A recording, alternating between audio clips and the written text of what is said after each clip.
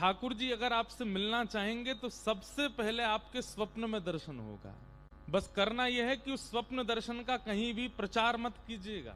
रस बतावे से रस को प्रचार करवे से रस घटे, इसलिए रस जितना हो सके उसको गोपनीय रखो। वस्तु जितनी अनमोल होती है उसको उतना गुप्त रखा जाता है, और जितनी गुप्त रहती है उतनी ज्यादा उसकी सुरक्षा बढ़ती है। भक्ति से ज्यादा अनमोल संसार में कुछ भी नहीं है, इसको जितना हो सके गुप्त रखो। प्रत्यक्ष ठाकुर जी नहीं दिखेंगे। दिखना यदि स्वप्न में प्रारंभ होगा तो सबसे पहले आपको भगवत धामों के दर्शन होंगे, जैसे वृंदावन का दर्शन होगा, यमुना जी का दर्शन होगा, निकुंजों का दर्शन होगा, कुंज लताओं का दर्शन होगा। केवल मंदिर दिख जाएगा, वैष्णव दिखेंगे, ठाकुर जी नहीं दिखेंगे। भगवत संबंधी धामों का, तीर्थों का, इनका दर्शन होना प्रारंभ होगा। धीरे धीरे धीरे धीरे फिर उसी दर्शन में ठाकुर जी के अंगों का दर्शन, कभी केवल भुजाई दिखेगी, कभी केवल चरण ही दिखेंगे, कभी केवल वक्ष ही दिखेगा, कभी केवल कट्टी कौंधनी दिखेगी। फिर उसका भी अनंत काल तक दर्शन करने के बाद फिर ठाकुर जी की ग्रीवा दिखेगी, कभी मुकुट दिखेगा, कभी कर्ण दिखेंगे,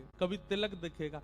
प्रत्यक्ष संपूर्ण ठाकुर जी नहीं दिखेंगे, नहीं तो स्वप्न में ही गोविंदाय नमो नमः सीधे भगवत धाम की प्राप्ति हो जाएगी।